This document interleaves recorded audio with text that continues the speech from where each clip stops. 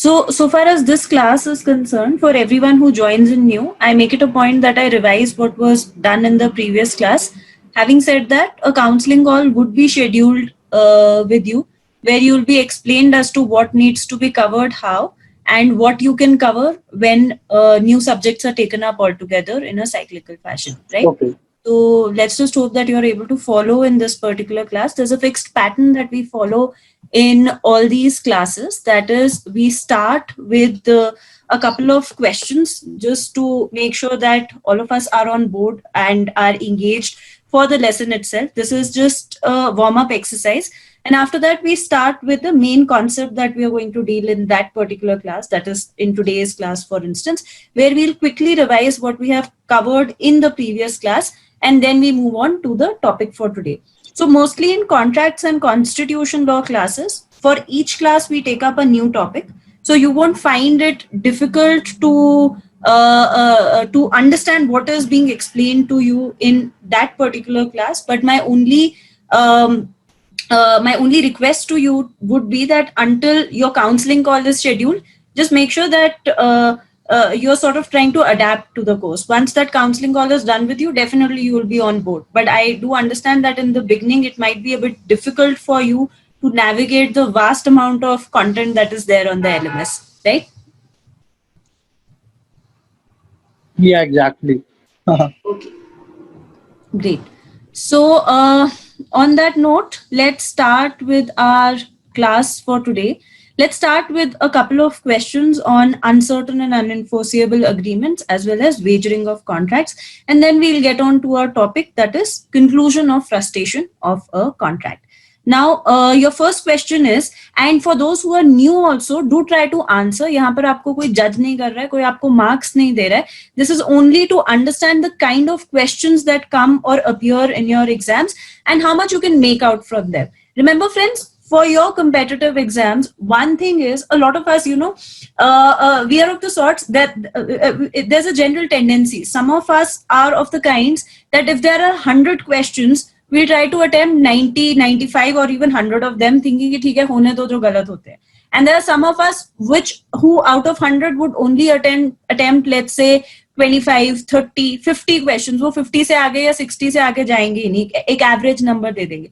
So some of us are very cautious and some of us are very carefree. वो जो एक बीच का match होता है ना, वो सिर्फ तब आता है जब आपको exactly पता हो कि जो आप पढ़ रहे हैं उसके बारे में आप कितने श्योर हैं.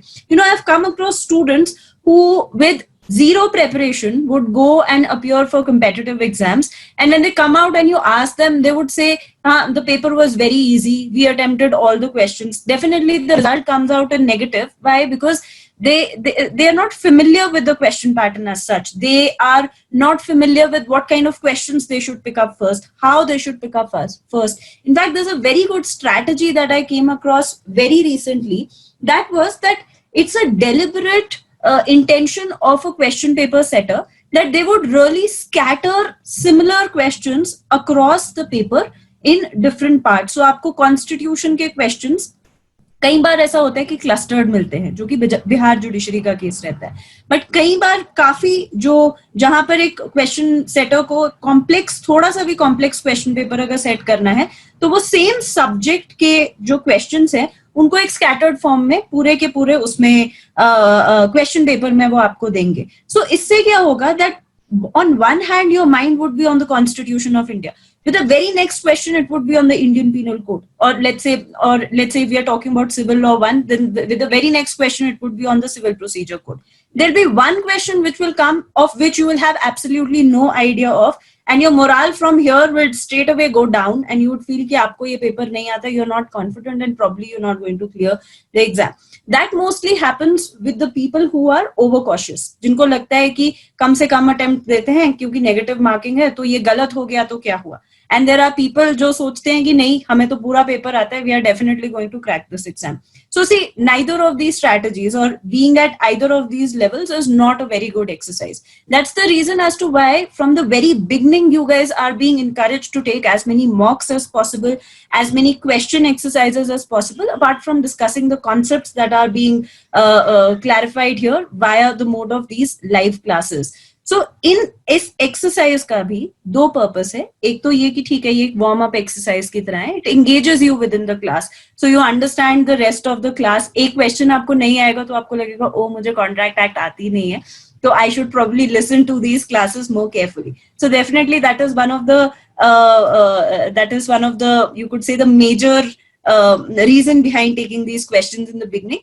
But इससे भी ज्यादा एक important reason है कि आप एक plethora of questions के साथ familiarize हो जाएं.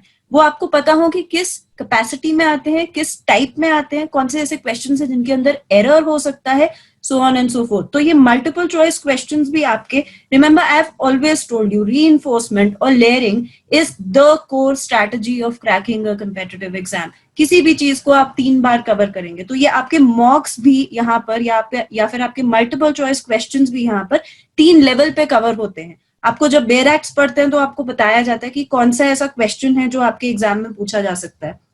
जब ये सैंपल क्वेश्चंस हम कवर कर रहे हैं तब ये आपको बताया जाता है कि ऐसे टाइप का क्वेश्चन जो है ये बहुत ज्यादा इंपॉर्टेंट है और एग्जाम में आ सकता है.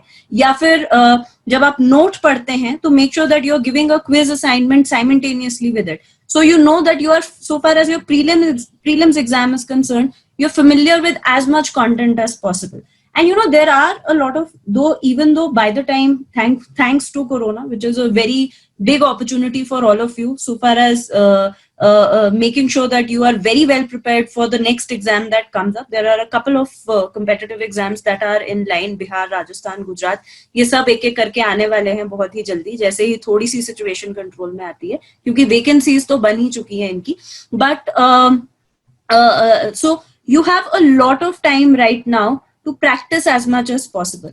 कई बार ऐसा होता है कि स्टूडेंट्स सिर्फ कुछ एग्जाम्स, कुछ सब्जेक्ट्स की तैयारी करते हैं, कॉन्ट्रैक्ट्स पढ़ लेंगे, कॉन्स्टिट्यूशन पढ़ लेंगे, प्रिडोमिनेंट सब्जेक्ट्स को अच्छे से प्रिपेयर कर लेते हैं और उसी के बेसिस पे प्रीलिम्स निकाल देते हैं. Now that is a very helpful strategy उन प्रीलिम्स एग्जाम्स के लिए जहां पे नेगेटिव मार्किंग ज्यादा नहीं है, जैसे हिमाचल में नहीं है.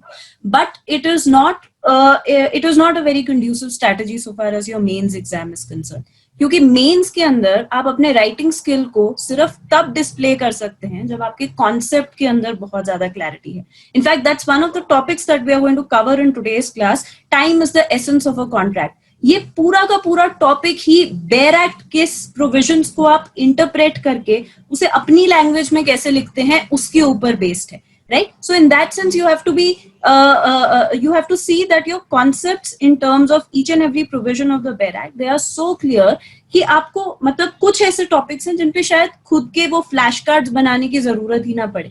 In a lot of mains examination, they are sort of on the pattern of an open book examination. आपको BER Acts दी जाती हैं, तो आप वो BER Act का प्रोविजन देखें, आपको लगे कि अच्छा ये तो मुझे इतने अच्छे से आता है कि मैं अपने वर्ड्स में इसे एक्सप्लेन कर सकता हूँ या कर सकती हूँ. You write it there and you get full marks out of it. इससे ज्यादा कुछ ऐसे प्रोविजंस है कॉन्ट्रैक्ट्स में जिनमें हमें इससे ज्यादा काम करने की जरूरत ही नहीं है. But then we have to make sure that our concepts there are crystal clear. Okay, with that Gyan, let's start with the multiple choice questions now. Your first question is, agreements, the meaning of which is not certain or capable of being made certain are void. In which of the following cases an agreement is not void because of uncertainty? A agrees to sell to B 100 tons of oil. B, A, who is a dealer in coconut oil only, agrees to sell to B 100 tons of oil. C, A promises to pay B for his services whatever A himself will think right or reasonable. And D, a horse was bought for a certain price coupled with a promise to give $5 more if the horse proved lucky. B. Who answered? I'm sorry. Can you please repeat? B, ma'am. B. A, who is a dealer in coconut oil only, agrees to sell to B 100 tons of oil. Yes, this is the correct answer. And I hope Jyoti you're tracking. Let's start with the tracking business again. नहीं तो मजा नहीं आता. So I think Simran answered, Raju answered, and Fatima answered. Fatima, the correct answer is B. ये जो option है, ये जो correct answer है, this has been picked up from one of the illustrations of the section which deals with uncertain agreements. Section 29 में ये आपको मिलेगा illustration में. Let me just check once more. See, रोज पढ़ाने के बावजूद मैं कंफ्यूज होती हूँ. So section 29 is the 29 की जो illustrations हैं उसमें आपको exact ये situation मिलेगी that A, who's a dealer in coconut oil only, agrees to sell to B 100 tons of oil. यहाँ पर कोई uncertainty नहीं है. आपको पता है कि आप जिससे डील कर रहे हैं वो आपको coconut oil ही बेचेगा. Next question. Mark the incorrect statement. A, where goods are sold at such price as should be agreed upon between the parties, the agreement is void for uncertainty as to price. B, there can be a contract to make a contract. C, if the agreement is totally silent as to the price, the agreement will be valid. And D, where the price is left to be fixed by a third party, there is no uncertainty and the agreement will be enforceable. Mark the incorrect statement. Should I repeat? A, where the goods are sold at such price as should be agreed upon between the parties, the agreement is void for uncertainty as to the price. B, there can be a contract to make a contract. C, the agreement is totally silent as to the price, the agreement will be valid. And D, where the price is left to be fixed by a third party, there is no uncertainty and the agreement will be possible. C, if the agreement is totally silent as to price, the agreement will be valid. No, the agreement would not be valid because there's an uncertainty with respect to the price of that agreement. Okay, a lot of you have answered C. Yes, the correct answer is C. Ma'am, could you explain why D will also not be, why D would be right? Where the price is left to be fixed by a third party. So see, the third party is going to determine or it's going to fix the price. It's just that the third party is going to do it. So यहाँ पे uncertainty नहीं है ना, वो fix करने वाली है third party, right? So where the third party is going to fix the price, there is no uncertainty and the agreement will be enforceable. The third party is like, let's say, I don't know I want to sell this laptop to you, but I don't know the price of the laptop. So I go to we connect while I'm transacting with respect to this laptop with you. We connect with a shop dealer who can tell us the exact price in which this laptop should be sold, right? So the third party is determining the price. There's no uncertainty. वो बस आपको बता रहा है कि ये 50,000 का laptop है. जैसे मैंने अपने I think इस क्लास में मैंने अपने लैपटॉप को कुछ ज्यादा ही मार्केट कर दिया है. मेरा लैपटॉप बिल्कुल भी 50,000 का नहीं है. Okay, next question. A agrees, and I think I've persuaded Simran way too much to buy my laptop. But Simran, I can't part with my laptop. It has too much content in it. Okay, next question. A agrees to sell to B 1,000 monds of rice for a price to be fixed by C. The agreement is A, void as the same is not capable of being made certain. B, voidable at the option of B. C, valid as the price is capable of being made certain, and D, illegal. C. C is the answer. The same thing as we discussed in the previous question, that even if it is settled by a third party, it is capable of being made certain. So there's no element of uncertainty in it. Next question.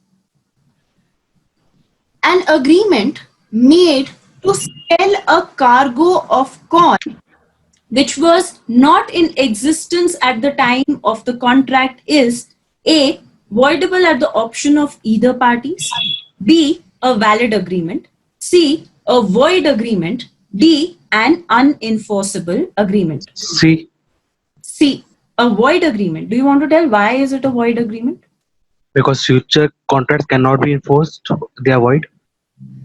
So let's say कि but आपने advance pricing के बारे में तो सुना है ना, या फॉरवर्ड कॉन्ट्रैक्ट्स के बारे में सुना है एग्रीकल्चरल उसमें. लेट्स से लेज है, लेज ने कॉन्ट्रैक्ट फार्मिंग का एक कॉन्ट्रैक्ट में एंटर किया कुछ सर्टन फार्मर्स के साथ कि हम आपको एक वैरायटी ऑफ सीड्स दे रहे हैं, ये इस वैरायटी के आपको पोटैटोज उगाने हैं और फिर यही पोटैटोज इतने टन के पर टन इतने प्राइस के हिसाब से आप हमें बेचने वाले हैं. So you think it's an uncertain agreement and should be void? No. Contract farming के concept को हमने सुना है ना, we are at least familiar with Punjab Haryana belt में ये बहुत ज्यादा होता है. Aman, you want to change your answer? Ma'am, can you repeat the option once again? An agreement made to sell a cargo of corn which was not in existence at the time of the contract is A. Voidable at the option of either party, B. A valid agreement, C. A void agreement, and D. An unenforceable agreement. A. A. I'm still see because cargo is there, no? There must be some shipment or something. Okay, so Priyanshi is asking me to repeat the question. I'll repeat it again once. Shipment तो cargo में क्या है? Cargo तो is talking about a certain quantity of corn that needs to go. Shipment मतलब वही एक certain quantity जो कि export होनी चाहिए या जानी चाहिए. An agreement made to sell a cargo of corn या फिर एक certain quantity of corn ले लो यहाँ पर, which was not in existence at the time of the contract is A. Voidable at the option of either party, B. A valid agreement, C. A void agreement, D. An unenforceable agreement. Aman, I want to question you here that if you're saying a void agreement should be the answer, तो D भी answer हो सकता है an unenforceable agreement. तो फिर D answer क्यों नहीं है? Priyanshi is saying the correct option is B. Priyanshi, do you want to tell us why is the correct answer B? Ma'am, because when we were जब हम voidable पढ़ रहे थे तब I guess you gave an example जहाँ पे past and future considerations के बारे में आपने बताया था. तो बट अभी हम जिस टॉपिक पे MCQs डिस्कस कर रहे हैं वो अनसर्टन अग्रीमेंट से रिलेट करता है. तो आप मुझे बताओ कि अनसर्टन अग्रीमेंट सेक्शन 29 में ऐसा क्या है जिसकी वजह से ये वैलिड अग्रीमेंट होगा? I'm capable of being made certain. Exactly what I was looking for. This is an agreement which is capable of being made certain. Let's say, Aman, जो आपकी interpretation आ रही है इस answer में, the reason why you're giving the answer to this question as a void agreement is because you're putting slightly more number of facts in this question. You're trying to think कि what if वो फसल जो है वो खराब हो जाती है, सूखा आ जाता है, बाढ़ आ जाती है, कुछ हो जाता है जिसकी वजह से वो फसल कभी बनती ही नहीं है, वो शिपमेंट जो तैयार होनी चाहिए वो कभी जाती ही नहीं. But these are extra facts that we are presuming in this given fact situation, right? वहां पर क्या अप्लाई होगा? वो होगा फ्रस्ट्रेशन ऑफ अ कॉन्ट्रैक्ट जो हम सेक्शन 56 में पढ़ चुके हैं कुछ हद तक और आज खत्म करने वाले हैं. बट यहाँ पर जो आपको ये बता रहा है कि क्या एक agreement on the basis of a future capability of being made certain, क्या आप ऐसे अग्रीमेंट में एंटर कर सकते हैं? The answer to it is yes, and such an agreement would be a valid agreement. वो फिर किसी इम्पॉसिबिलिटी की वजह से अगर नहीं फ्रक्टिफाई हो पाता तो then it would lead to frustration of a contract, right? On the basis of impossibility of an event. But that is an extra fact that we are adding to this question. We are adding an external presumption to this question which we are not supposed to. Are we clear? Yes, ma'am. Great. Okay. Next question. An unenforceable contract is one, A, which is invalid, B, which is valid but is not capable of being enforced in the court of law because of some technical defect, for instance, absence of registration, C, which is void, and D, which is voidable. B. B. So the answer is B. इतना लंबा इन्होंने वो दे दिया. आपने जिसने भी C answer किया, they sort of got led away with what I told you in the previous question. A contract that is void is definitely unenforceable, but the opposite of it might not always be true. Like a contract that is void ab initio, जो शुरू से ही void है, वो unenforceable नहीं होगा. But the opposite of it, an unenforceable contract is definitely void, might not always be true. Just like we discussed the difference between illegal and void contracts. तो unenforceable ऐसा contract है जो किसी technical defect की वजह से भी enforceable नहीं किया जा सकता. जो वॉइड कॉन्ट्रैक्ट्स हैं वो डेफिनेटली अनएनफोर्सेबल हैं, उनको आप इन्फोर्स नहीं कर सकते हो. बट जो अनएनफोर्सेबल कॉन्ट्रैक्ट्स हैं उनकी डोमेन वॉइड कॉन्ट्रैक्ट से थोड़ी सी बड़ी है इन टर्म्स ऑफ कि कुछ ऐसी चीजें भी हो सकती हैं जिनकी वजह से उस कॉन्ट्रैक्ट को एनफोर्स किया ही नहीं जा सकता, राइट? तो ऐसे कॉन्ट्रैक्ट्स को हम अनएनफोर्सेबल कॉन्ट्रैक्ट्स बोलेंगे. I hope there is a clarity now between the difference of void agreements and unenforceable contracts. Are we clear? Okay. Next question. Let's quickly finish this. Next question. Which of the following is a correct statement? Option A, an illegal agreement is actually forbidden by law. B, a void agreement may not be forbidden, but it is unenforceable. C, every illegal contract is also void, but a void contract is not necessarily illegal. D, all of the above. D. D. D. D. Answer is D. Priyanshi ने अपना answer 2 बार बदला या शायद नहीं.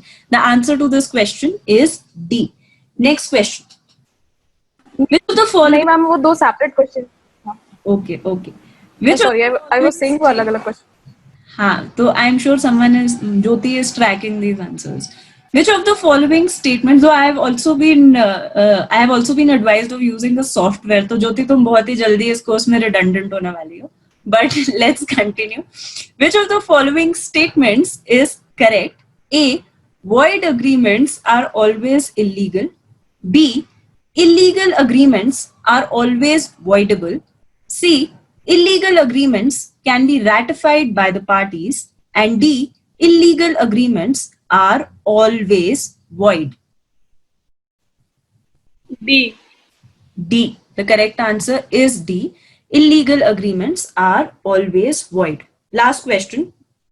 Second last question. I'll be taking one more after this. But this one is purely to test your memory. Restoration of benefits received under a void contract is possible under which section of the Indian Contract Act? Restoration of benefits received under a void contract is possible under which section of the Indian Contract Act? Plus 20 bonus. Just जो इसको ना options के answer 65. Section 65. Good. Answer is section 65. So please double the points of the person who gave the answer before Jyoti. They would be a clear winner in this case. Otherwise, if they have answered the other questions correctly. Last question. In which of the following cases an illegal contract may be enforced? In which of the following cases an illegal contract may be enforced? A, where the contract is still executory, that is, no part of the illegal purpose has been carried into effect. B, where the parties are not in pari delicto, that is, in equal fault. I will write this word here. In pari delicto, that is, where the parties are not in pari delicto, that is, in equal fault. C, where recovery is possible without relying on the illegal contract. And D, all of the above. D. D. Answer is D. But let me repeat these options here. Conceptually, they're important to understand. In which of the following cases an illegal contract may be enforced? A, where the contract is still executory, that is, no part of the illegal purpose has been carried into effect. B, where the parties are not in pari delicto, that is, in equal fault. C, where the recovery is possible without relying on illegal contract. And D, all of the above. Right? So the answer to this question is all of the above. Vaibhav, how was your experience with this exercise? Did you feel that you were able to answer a couple of questions, or were you confident about a couple of questions? Yeah, actually, I was aware about 3-4 questions, but the thing that is I have heard about this thing that was, I think, second question. I was totally unaware. I have heard that thing first time actually. Okay, no issues. We'll be covering it eventually again when we are going to take up the law of contracts again. But with respect to the others also, in these classes, a couple of times newer questions are deliberately picked up just to make sure that we are not missing upon any of the concepts, right? So ये illegal, unenforceable, ये class के अंदर as such explain नहीं किया गया था, but ये deliberately इन questions के through इसी वजह से लिया गया है, right? Okay. So on that note, let's get back to our class for today. We were on section 56 that was dealing with frustration of a contract. Section 56 पे हम आए थे contingent contracts को discuss करने के बाद. मैंने clear winner तो पूछा ही नहीं. So Jyoti Priyanshi wants to know who won. Jyoti, would you like to tell? Ma'am, it's Priyanshi. Of course, it's Priyanshi. So Priyanshi had to be acknowledged. Congratulations, Priyanshi. You have been straightforwardly winning up this game, but you've been given a very tough competition by Raju, Simran, and a couple of others. Aman also, for that matter. Yeah, thank you, ma'am. Okay. Yeah, great. Okay, coming back. So we were discussing, we came to Section 56 of the Indian Contract Act, that is agreements to do an impossible contract, which deals with the doctrine of frustration, the doctrine of supervening impossibility, or the doctrine of induced frustration from the topic of contingent contracts that have been discussed under Chapter 3 of the Indian Contract Act from Section 31 to Section 36. इसके अंदर Section 32 के अंदर हमने specifically देखा कि section 32 की जो last line है वो डिस्कस करती है इम्पॉसिबल इवेंट्स के बारे में, बट वो हमें ये नहीं बताती है कि ये इम्पॉसिबल इवेंट्स का एग्जैक्टली कॉन्ट्रैक्ट्स के ऊपर क्या इम्पैक्ट होता है. हैविंग सेड दैट, सेक्शन 32 के बेयर एक्ट के अंदर एक कमेंट है जो एक बहुत ही लैंडमार्क केस के बारे में बात करता है, which essentially deals with the doctrine of frustration of a contract, which is Satyabrata Ghosh versus Mugneeram Bangur, right? So in order to understand that what sort of contracts are void on account of impossibility, we definitely have to go to section 56. Contingent contracts के chapter के अंदर दो particular sections ऐसे हैं, section 32 और section 36, जो doctrine of frustration of a contract को touch करते हैं. इन sections को हमने अपनी पिछली क्लास में डिटेल में देखा और हमने फिर उसके बाद section 56 को broadly पढ़ा और समझा कि ये पूरा का पूरा सेक्शन 56 तीन पार्ट्स के अंदर डिवाइडेड है. जो पहला पार्ट है वो एसेंशियली पॉलिसी की बात करता है कि एक ऐसी चीज जो इम्पॉसिबल है, जो प्राइमा फेसाई इम्पॉसिबल है, जो ब्लेटेंटली इम्पॉसिबल है, वो वॉइड होगी ही.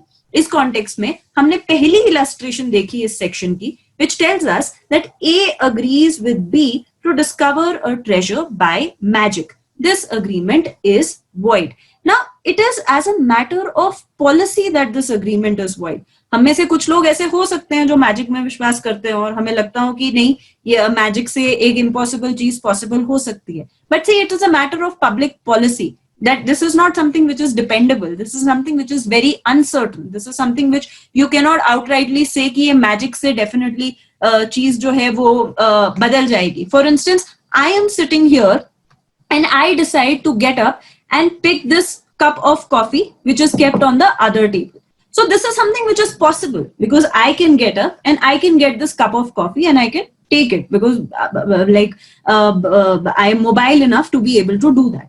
But let's say मैं यहाँ पर बैठी हूँ and मैं सिमरन के साथ एक शर्त लगाती हूँ कि मैं यहाँ से एक मैग्नेटिक एनर्जी के थ्रू, मैजिक के थ्रू वो ग्लास जो दूसरे टेबल पे पड़ा है उसको अपनी तरफ अट्रैक्ट कर लूंगी.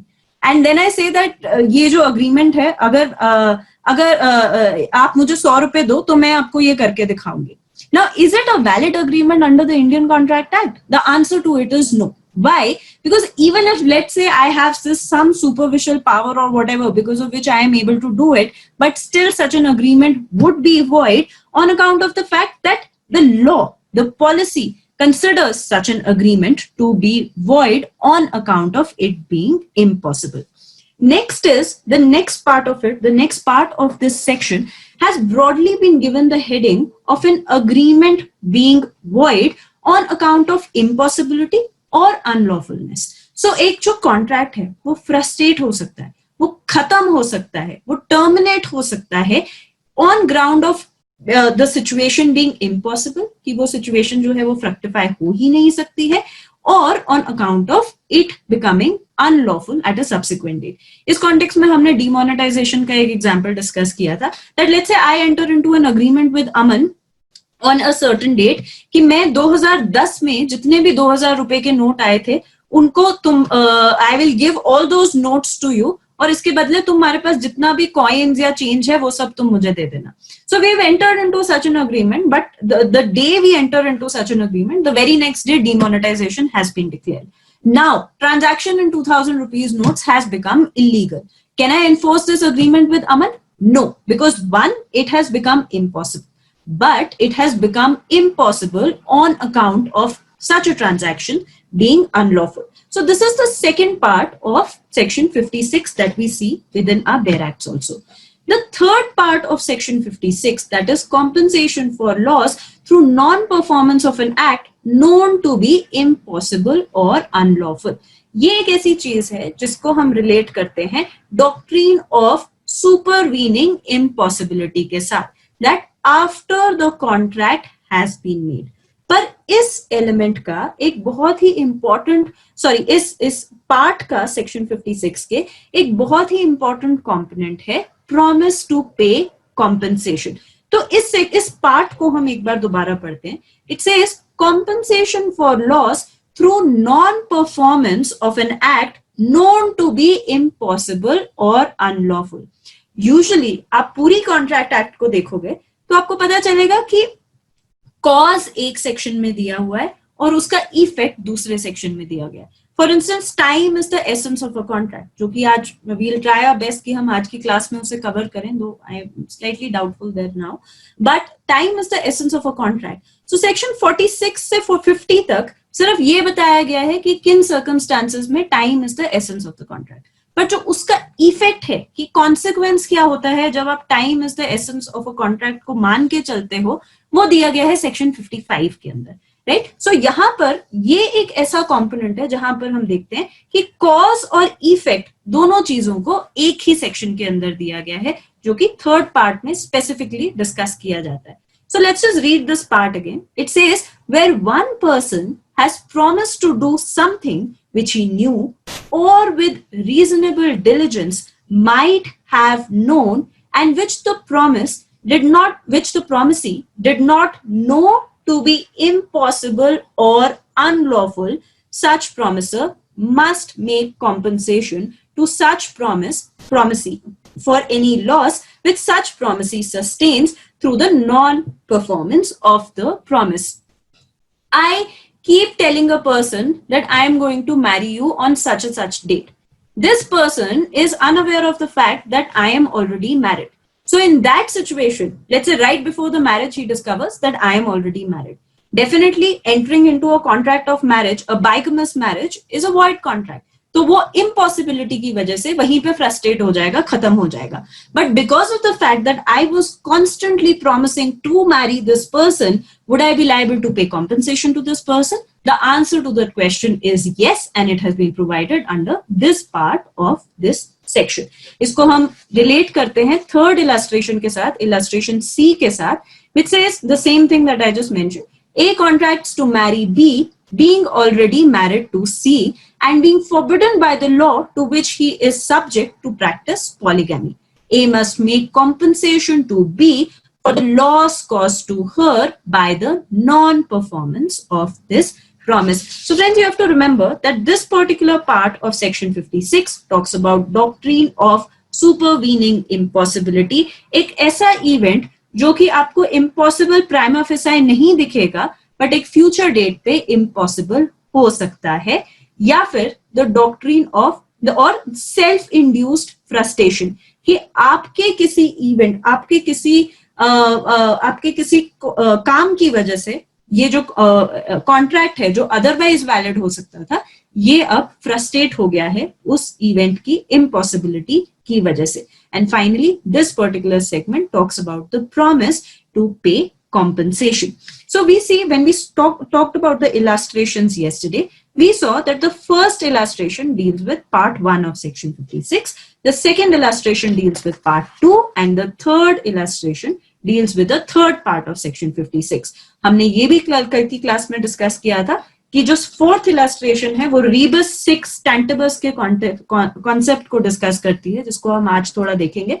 एंड जो फोर्थ इलस्ट्रेशन है वो लार्जली इस सेक्शन से नहीं डील करती है, वो ब्लू पेंसिल रूल से डील करती है, या फिर डॉक्ट्रिन ऑफ सीवरेबिलिटी से डील करती है, या फिर आपको ये बताती है कि कौन से ऐसे सर्कमस्टेंसेस हैं जिसमें एक कॉन्ट्रैक्ट को इन पार्ट वैलिड डिक्लेयर किया जा सकता है.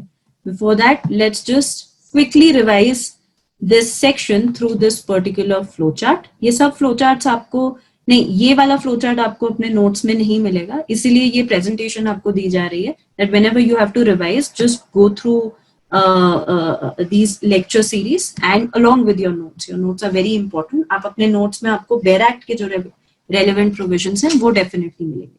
So section 56 again talks about agreement to do an impossible act, it being void, right? It says, and remember friends, in your exams you would be confused a lot between section 36 and 56. Prelims में एक बहुत ही frequently occurring question आता है upon doctrine of frustration being covered in which section, और उसके अंदर section 36 mentioned होगा ही होगा. तो इस चीज को literally रट लो कि section 36 और 56 के subject matters जो हैं वो बहुत ज्यादा डिफरेंट है. सेक्शन 36 पर्टिकुलरली कंटिंजेंट कॉन्ट्रैक्ट से डील करता है और 56 पूरी तरह से डॉक्ट्रिन ऑफ फ्रस्ट्रेशन को कवर करता है. So section 56, agreement to do an impossible act void, contract to do afterwards becoming impossible और unlawful, a contract to do an act after the contract is made becomes impossible or unlawful by the reason of some event which the promiser could not prevent, becomes void when the act becomes impossible or unlawful. So this is largely the first and the second part of this section.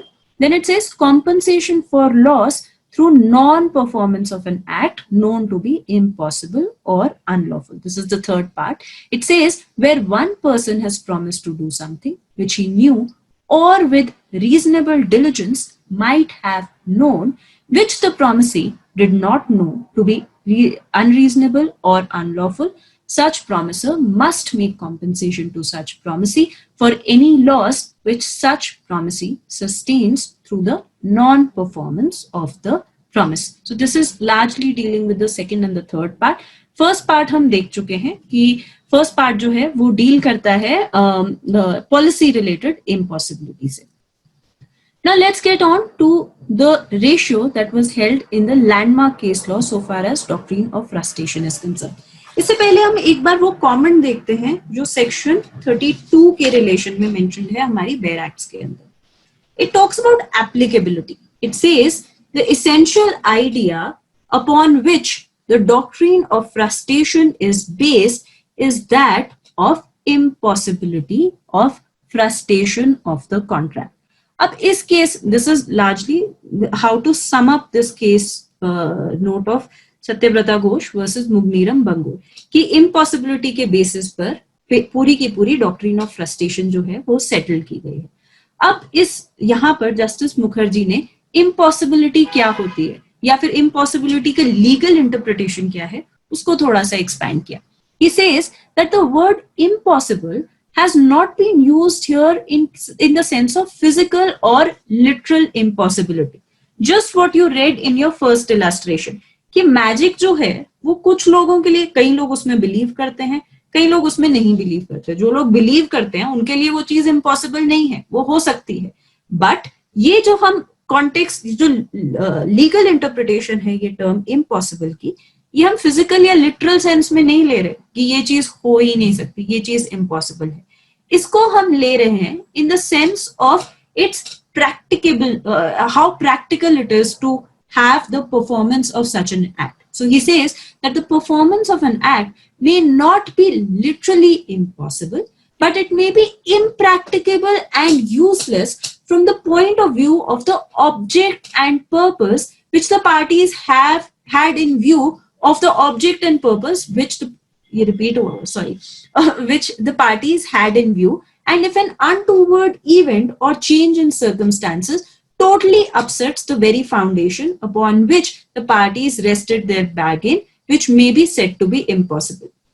Let me explain you this entire what Justice Mukherjee has said through an example. So have you guys seen that TV series that came a couple of years back by the name of Everest? So Ashutosh Gowarekar had made this TV series जिसको बहुत ज्यादा ऐसे market किया गया था कि आशुतोष गवारेकर ने बनाई है तो पता नहीं उसके अंदर क्या होगा. But essentially it was based on the fact that some people were entered into were made to enter into an agreement to climb the Mount Everest. If they climb the Mount Everest, they would find that there was a there was gold on Mount Everest. So essentially, this one person was this one very famous mountaineer. That's the plot of this series. उसमें एक बहुत ही famous mountaineer के साथ एक contract में enter किया जाता है कि अगर आप Mount Everest climb करते हैं और फिर आप ये सोने की चीज वापस लेकर आते हैं तो आपको एक certain sum of money या कुछ ऐसा मिलेगा. Now you tell me, as per the Indian Contract Act, in context of Section 56, क्या ऐसा कॉन्ट्रैक्ट वैलिड है? एनीवन? ऑब्वियसली मूवीज में वैलिड कर सकते हैं, बट क्या इस गिवन सिचुएशन में जो जस्टिस मुखर्जी हमें बताने की कोशिश कर रहे हैं उस कॉन्टेक्स्ट में क्या ऐसा अग्रीमेंट एक वैलिड अग्रीमेंट होगा कि माउंट एवरेस्ट के ऊपर कुछ सोना छुपा के रखा हुआ है, जो कोई चढ़ के उसको वापस ले आएगा उसको बहुत ज्यादा इनाम मिलेगा? आंसर आपके सामने है बिल्कुल. मैम आई थिंक इस केस में माउंट एवरेस्ट चढ़ना लिटरली इम्पॉसिबल नहीं है, बट इम्प्रैक्टिकल है. Like it's not for everybody. Exactly. So it doesn't make sense. It doesn't make practically. It doesn't make sense to enter into an agreement which is legally enforceable of this sort. Definitely, आप एक agreement में enter कर सकते हैं. That अगर आप एक mountaineer के साथ एक agreement में enter कर सकते हैं. That if you climb the Mount Everest and you come back, the company would give you a reward of a certain sum. But ऐसा है ना कि वहां पर चढ़ के आओ, वहां पे सोना है वो वापस लेकर आओ और फिर हम आपको एक इनाम देंगे. So that is a very impractical thing to even think about, right? Who knows कि वहां पर सोना है कि नहीं है जो लेकर आना है या क्या करना है या क्या नहीं करना. So just on account, so physically या लिटरली एक माउंटेनियर के लिए ये सिचुएशन इम्पॉसिबल नहीं है. But if you are joining 2 and 2 together here, you realize that it doesn't make sense for it to be made a legally enforceable contract. तो जब हम इम्पॉसिबिलिटी शब्द को सेक्शन 56 के अंदर पढ़ते हैं तो हम इस कॉन्टेक्स्ट में हम उसे समझते हैं कि वो इम्पॉसिबिलिटी से ज्यादा इम्प्रैक्टिकेबिलिटी पर फोकस करती है, राइट? ओके. इसी रिगार्ड में, इसी कॉन्टेक्स्ट में लॉ कमीशन का ये व्यू था that while examining the scope of section 56 of the Indian Contract Act, the judgment of the Supreme Court with respect to impracticability being considered collateral to impossibility was upheld, and it was also said, rather emphasized upon, कि यहाँ पर impossibility की बात जो हम कर रहे हैं वो हम commercial impossibility की बात नहीं कर रहे हैं. ये इसको मैं further explain करूंगी through within this lecture only कि commercial impossibility क्या होती है. But law commission ने इस particular view को uphold किया था, support किया था. Now, let's understand the grounds. इसमें commercial impossibility भी आपका आएगा. Let's understand the grounds on which a contract may be frustrated. ये सब हम इन illustrations के through देख चुके हैं, but let's just have a quick discussion in respect to it. One is the destruction of the subject matter. So definitely, let's say, so far as entering into the rights of playing a particular movie for a certain number of days is concerned, theatre ही जल गया, subject matter ही नहीं रहा, तो आप movie कहाँ play करोगे? या फिर एक शिप थी जिसके अंदर आपने सारा कार्गो भर के भेजा था दूसरी पार्टी के साथ ट्रांजैक्ट करने में. शिप जो है वो एनिमी के थ्रू सीज कर ली गई या वो सिंक कर गई या फिर उसमें आग लग गई, वो खत्म हो गई. तो then the subject matter of the contract has been destructed. A person X intended to get married to another person Y. That person Y on account of an accident is no more. The subject matter here has been destructed. Right? Next is death or incapacity of the party. Death हम discuss कर चुके हैं, but incapacity of the party is also relevant, which we saw in illustration 2 of section 56. A and B enter into a contract to marry each other. Before the time is fixed for marriage, A goes mad. The contract becomes void on account of insanity. तो यहाँ पर हम सिर्फ destruction की बात नहीं कर रहे, यहाँ पर हम सिर्फ डेथ की बात नहीं कर रहे, हम इनकैपेसिटी, अनलॉफुलनेस को भी डॉक्ट्रिन ऑफ फ्रस्ट्रेशन के अंदर पढ़ते हैं. Then it is the non-occurrence of a certain event. This is very important क्योंकि इसके ऊपर बहुत बार डिस्क्रिप्टिव क्वेश्चन आता है या प्रीलिम्स में क्वेश्चन आता है. Non occurrence of such some event which must reasonably be regarded as the basis of a contract. There's a very famous case जो लोगों ने क्लैट में अपीयर किया. They must be familiar with a legal reasoning question on this particular case, Krell versus Henry. यहाँ पर the defendant agreed to hire the plaintiff's flat for a coronation procession. एक procession निकलना था, तो defendant ने जो एक certain flat को book किया, वो पूरा procession देखने के लिए. But ऐसा हुआ कि procession ही cancel हो गया because the king fell ill, and on account of it was held that on account of non-occurrence of the event, the contract was frustrated because there was an impossibility of performance, right? So I hope we are familiar and we've understood this particular case as to why doctrine of frustration would apply here, क्योंकि ये बहुत ज्यादा आपके exams में, या फिर तो ये सिचुएशन आपको दे दी जाएगी और पूछा जाएगा ये कौन से केस में होल्ड किया गया था, which was Krell versus Henry, या फिर ये डिस्क्रिप्टिव क्वेश्चंस में आपको जो 3 मार्कर्स होते हैं उस कॉन्टेक्स्ट में दे दिया जाएगा. और इस सेंस में भी जब आपको ये एक 5 पॉइंटर की तरह दिया जाए या एक 10 पॉइंटर की तरह दिया जाए, then remember you have to discuss the entire doctrine of frustration of contract and you have to discuss all the points that have been mentioned above. Otherwise, that impossibility or non-occurrence of some event is a part or is a subset of the entire doctrine of frustration of a contract. Then moving further,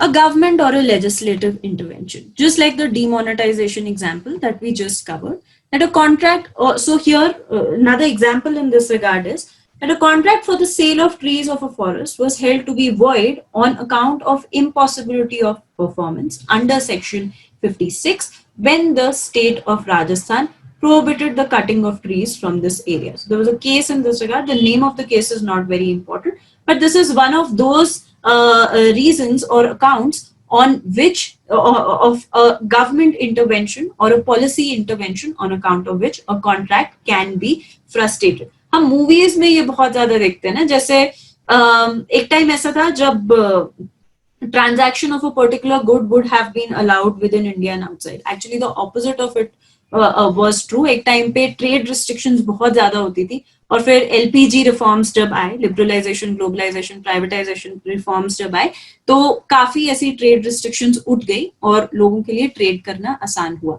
but इसी का एक opposite situation सोचो कि अब तक एक certain commodity के अंदर ट्रेड करना लीगल था. The very next day a notification came out that trading in this particular commodity, let's say a certain quantity of gold, is henceforth illegal.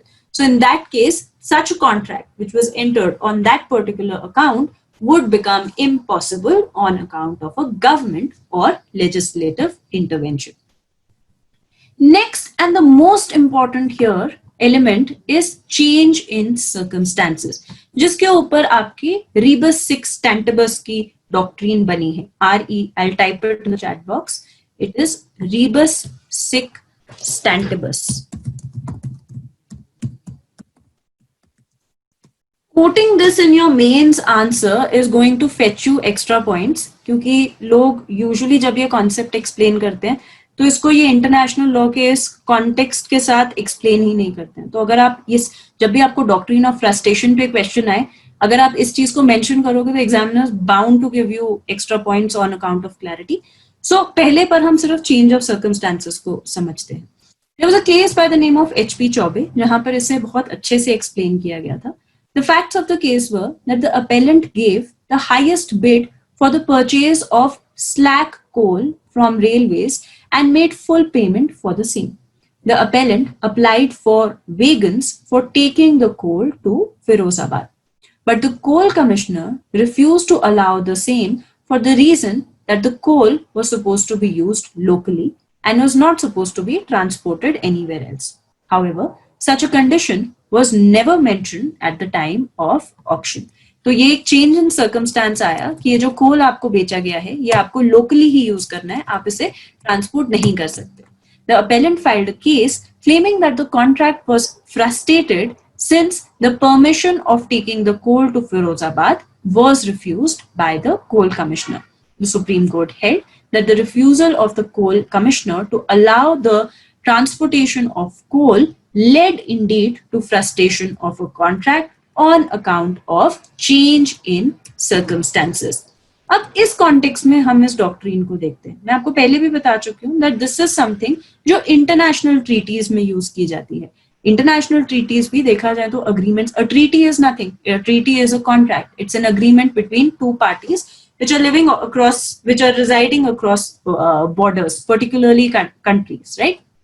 A treaty is a form of an agreement which is applicable to a large scale of population. That's a major difference between a treaty and a contract. Let's not get into too much detail in it because that's not a subject matter for this particular class. पर ये जो rebus sic stantibus की doctrine है, ये international treaties के context में ज्यादातर देखी जाती है.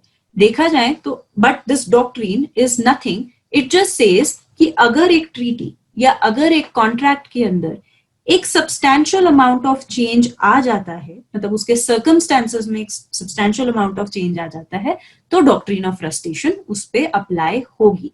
So it is a tacit condition that the contract will not be binding as soon as there is a change in a substantial degree of circumstances. So where there is a possibility of the change in circumstances, and such a possibility is within the contemplation of the parties at the time of the contract, then they cannot afterwards claim the impossibility of the performance due to the said contemplated change in circumstances. I enter into an agreement with, let's say, Aman, that I am going to sell a certain piece of land to him at a certain price subject to inflation. या फिर आपने let's say इसको थोड़ा और simplify करते हैं. Usually हम में से काफी लोग ज्वेलरी शॉप्स में जाते हैं और बुकिंग अमाउंट हम दे देते हैं, but the final amount that you're going to pay for that piece of jewelry is dependent upon the subsequent day's price of gold. So let's say आपने एक certain piece of jewelry को fix कर लिया कि ये आप खरीदने वाले हो. आप एक अग्रीमेंट में एंटर कर दिए कि इसको साइड पे रख लो, मैं कल डेफिनेटली आकर ये पीस ऑफ ज्वेलरी 12 बजे तक ले लूंगी. जो ज्वेलर है उसने भी वो पीस आपके लिए साइड पे रख दिया. पर जो गोल्ड का प्राइस है वो आज की डेट में 30,000 रुपीज है और कल को वो 35,000 रुपीज हो जाता है. सो कैन यू से कि नहीं, अब ये तो मैं 30,000 में ही खरीदूंगी. आपने कोई लेट्स से आपने कोई बुकिंग अमाउंट इस पे नहीं दिया, आपने कुछ भी नहीं दिया इस पे. सो कैन यू से कि नहीं आप मुझे ये 30,000 रुपीज में ही दो? No. Why? Because such change, नहीं तो मैं नहीं लूंगी. No. Why? Because such a change in circumstance is something which was very well which could very well be estimated. ये एक बहुत ही जनरल पार्लेंस में चीज है कि गोल्ड के प्राइसेस फ्लक्चुएट करते हैं. सो उसके अकॉर्डिंगली वो ट्रांजैक्शन में आप बिल्कुल वैसे ही एंटर करेंगे. सो जहां पर पार्टीज को पता है कि ऐसा चेंज इन सर्कमस्टेंस होगा, वहां पर ये rebus sic stantibus की डॉक्ट्रिन नहीं अप्लाई होगी. rebus sic stantibus भी अगर आप देखोगे तो वो सब्सटैंटिव चेंजेस के बारे में बात करता है, वो एस्टिमेटेड चेंजेस के बारे में नहीं बात करता, या वो ऐसे चेंजेस के बारे में नहीं बात करता जो माइनर है नेचर में. सो mere disappointed expectation cannot amount to frustration. In this context, a case of commercial hardship to perform the contract will not discharge the contract where the performance is not practically cut off but only rendered more difficult or costly or expensive would fall under commercial hardship, and therefore it would not be void on the ground of impossibility of performance under the Indian Contract Act. So my paying more price of the gold which I had booked yesterday is a commercial hardship. जिस चीज के लिए मैं 5,000 रुपए कम देने वाली थी उसके लिए आज मुझे ज्यादा देने पड़ेंगे. But that is a commercial hardship that does not lead to impossibility of performance under the Indian Contract Act. Right? The crux of this entire situation, or the main principle of rebus sic stantibus in this regard, is that again there has to be a significant change in the obligation, that the thing undertaken would, if performed, be a different thing from that which was contracted for. Any doubt still here? इसी context के अंदर हम वो illustration पढ़ लेते हैं एक और बार जो rebus sic stantibus से पर्टिकुलरली डील करती है. This is illustration D. A contracts to take in cargo for B at a foreign port.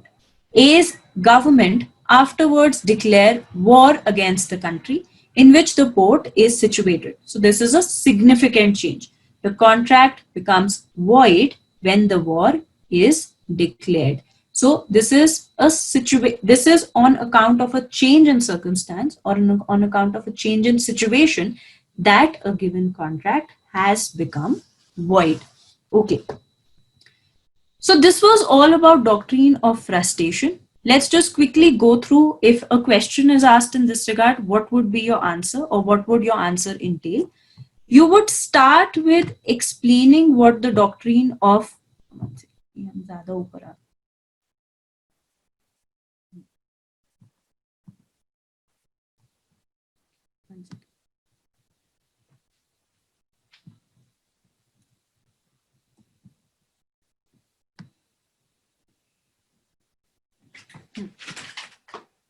when you're asked to explain the doctrine of frustration, you would start with, as it is a method of discharge of a certain contract. Then you will straight away go to section 56. You talk about the three parts of section 56, and you would also mention that the frustration of a contract includes three specific subjects, that is impossibility of performance, supervening impossibility, and self-induced frustration. Then you would explain the first part of section 56, where as a matter of policy a contract is declared to be void.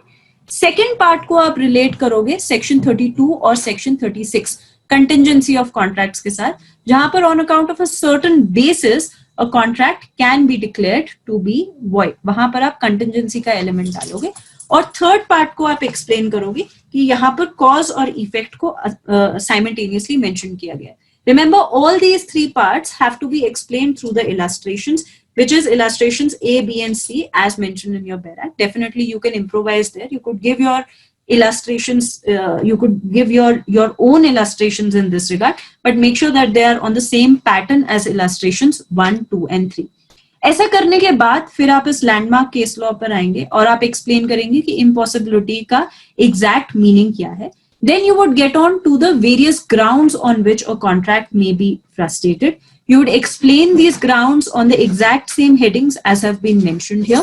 And finally, you would introduce the doctrine of rebus sic stantibus. तो जब तक आप ये सारी चीजें नहीं करेंगे, आपका frustration of a contract का जो एक आंसर है वो अधूरा रह जाएगा. So make sure that you're mentioning all these points in a question that comes in this regard.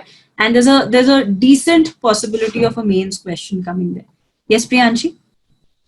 Ma'am, can you please repeat afterwards? You said third part cause and effect के बाद. You went too fast. Okay, sorry. I was just saying that once the third part is covered, you have to make sure that you are explaining all these three parts with their relevant illustrations. The illustrations can be in your own words. Third part के अंदर आप cause और effect, जो compensation का part है, वो भी आप definitely mention करेंगे. और उसके बाद आप ये grounds mention करेंगे इन्हीं exactly same headings के अंदर, कि grounds on which a contract may be frustrated. So it would be destruction of a subject matter, death or incapacity of a party, non-occurrence of an event, and government or legislative intervention, and finally change in circumstance. Change in circumstance को आप थोड़ा सा elaborate करेंगे rebus sic stantibus की doctrine के साथ. आप ये mention करेंगे that predominantly this doctrine belongs to the sphere of international law, but we see कि section 56 की illustration D के अंदर इस particular doctrine को touch किया गया है, and that is why it is important to be discussed here. So what I was saying was कि आपके answer के अंदर doctrine of frustration के ये सारे के सारे points mention होने चाहिए. मेंस के अंदर आपको ये क्वेश्चन अलग अलग फॉर्मेट में आएगा. आपको पूछा जाएगा discuss the doctrine of supervening impossibility, या फिर आपको क्रेल वर्सेस हेनरी के फैक्ट सिचुएशन दे दी जाएगी और आपको फिर ये डिस्कस करने को कहा जाएगा, या इनमें से किसी भी एक इलस्ट्रेशन को साइट कर दिया जाएगा and you would be asked to give an explanation और make an analysis of that particular situation based on its issue. So this is one of those topics जो exams में descriptive answers में कई बार पूछा जाता है. If it is a 3-pointer, then you're going to give a very pinpointed answer and conclude your answer between maximum 100 to 150 words. But if it is beyond a 3-pointer, if it is more than 3 marks, if it is around 5 or between 5 to 10 marks, तो आप ये सारे के सारे elements इस sequence में discuss करेंगे. I hope I am clear.